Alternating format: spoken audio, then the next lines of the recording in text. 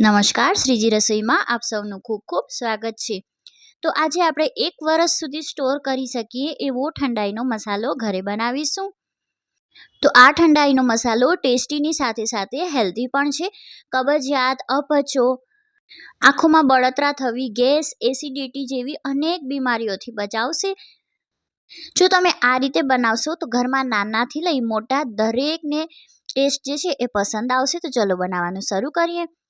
તો સૌપ્રથમ અહીં 30 થી 35 નંગ જેટલા મેં ગુલાબના લીધેલા છે। તો તમને જો રેડી માર્કેટમાં ગુલાબની સૂકી પાંખડી મળતી હોય તો તમે એ પણ લઈ શકો છો।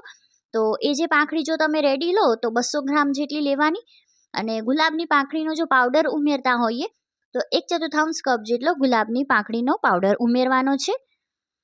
પણ જો તમારા ઘરમાં સનલાઇટ સારી એવી આવતી હોય અને ગુલાબ જે છે આજુબાજુમાં સરળતાથી મળી જતા હોય તો આ રીતે પાંખડીને છૂટ પાણીએ સૌપ્રથમ નળ નીચે વોશ કરી લેવાનું અને તડકામાં 1 થી 2 દિવસ માટે સૂકવી દેવાનું।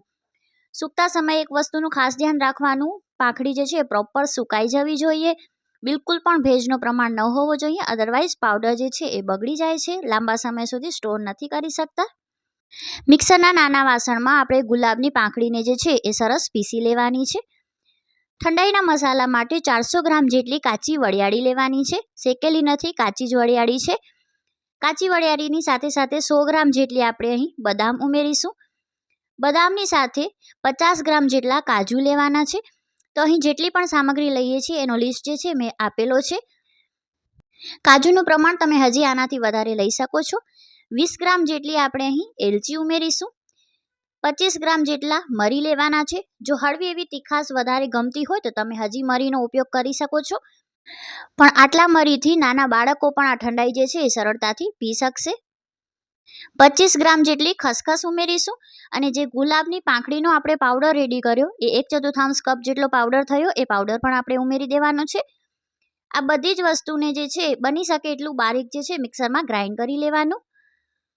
એરટાઇટ ડબ્બામાં ફ્રીજમાં આ પાવડરને જે છે આપણે 1 વર્ષ સુધી સ્ટોર કરી શકીએ છીએ। પણ આ પાવડરને સ્ટોર કરવો હોય ને એના પહેલાં 1 દિવસ તડકામાં હળવું એવું સૂકવી લેવાનું, જેથી કરીને બાયચાન્સ કોઈ પણ ભેજનું પ્રમાણ જે છે એની અંદર ન રહે અને પાવડર જે છે આપણો ખરાબ ન થાય। તો 1 દિવસ તડકે મૂકી રાખવાનું। જો તમને આજની આ રેસીપી ગમતી હોય તો વિડીયોને લાઇક જરૂરથી કરજો।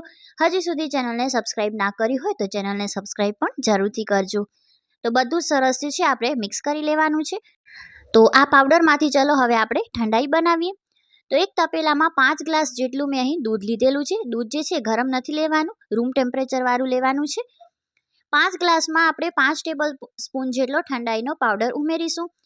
જો તમે પલાળીને રાખો ને તો ઠંડાઈનો પાવડર જે છે ને એ પ્રમાણમાં થોડોક ઓછો ખપે, પણ જો તરત જ તમારે ગ્રાઇન્ડ કરીને કે બ્લેન્ડ કરીને પીવી હોય તો 1 ગ્લાસમાં 1.5 ચમચી જેટલો પાવડર જોશે। તો બધું જ સરસ મિક્સ કરી કવર કરીને આપણે ફ્રીજમાં 3-1 કલાક જેવું રહેવા દઈશું। ઠંડાઈને પલાળીને બનાવશો તો વધારે ટેસ્ટી લાગશે, પણ તમે ઇન્સ્ટન્ટ બનાવીને પણ પી શકો છો। નાના બાળકોને જો આ રીતના પ્લેન ઠંડાઈ ન ભાવે તો તમે આમાં કોકો પાવડર ઉમેરી શકો, રોઝ શરબત આવે એ ઉમેરવું હોય તો તમે એ પણ ઉમેરી શકો છો, પણ આ પ્લેન ઠંડાઈ પણ બહુ જ સરસ લાગે છે। જો નાના બાળકોને કન્સિડર કરીને ના બનાવતા હોય તો તમે મરીનું પ્રમાણ જે છે હજી આગળ પડતું રાખી શકો। તો 3 થી 4 કલાક પછી ઠંડાઈ જે છે સરસ પલળી ગઈ છે। તમે જુઓ દૂધ પણ જે છે ને થોડું ઘાટું થઈ ગયું છે। 5 ટેબલ સ્પૂન જેટલી પીસેલી ખાંડ ઉમેરી દઈશું અને સરસ આપણે જે છે એ મિક્સ કરી લેવાનું છે। તો અનેક ગુણોથી ભરપૂર એવી ઠંડાઈ જે છે એ રેડી થઈ ગઈ છે। ઉનાળામાં પેટને લગતી તકલીફ જે છે એ કમ્પેરેટિવલી વધારે થતી હોય છે, પણ આપણે આજે ઠંડાઈનો જે મસાલો બનાવ્યો છે એ ખૂબ જ ગુણકારી છે। એકવાર તમે રેસીપીને ચોક્કસથી ટ્રાય કરજો। તો ઠંડાઈને જે છે મેં એ ઘારી લીધેલી છે। જો તમને ઘરણાની મદદથી ન ઘારવી હોય તો તમે ડાયરેક્ટ પણ સર્વ કરી શકો છો, પણ હળવા એવા વરિયાળીના દાણાને ઘણીવાર આવતું હોય છે તો ગલામાં થોડું ડિસ્ટર્બ લાગે અથવા તો નાના બાળકોને પણ ન ગમે, તો તમે ઘારીને પણ સર્વ કરી શકો છો। તો ગ્લાસને જે છે મેં આ રીતે રોઝ સિરપની મદદથી ગાર્નિશ કર્યા છે। ટોટલી ઓપ્શનલ સ્ટેપ છે।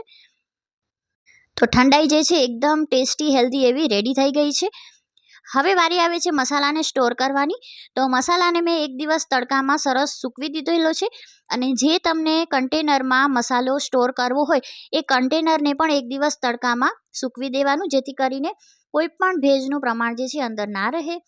આશા રાખું છું તમને આજની આ રેસીપી પસંદ આવી હશે, ઉપયોગી લાગી હશે. ફરી મળીશું એક નવી રેસીપી સાથે. ત્યાં સુધી આવજો.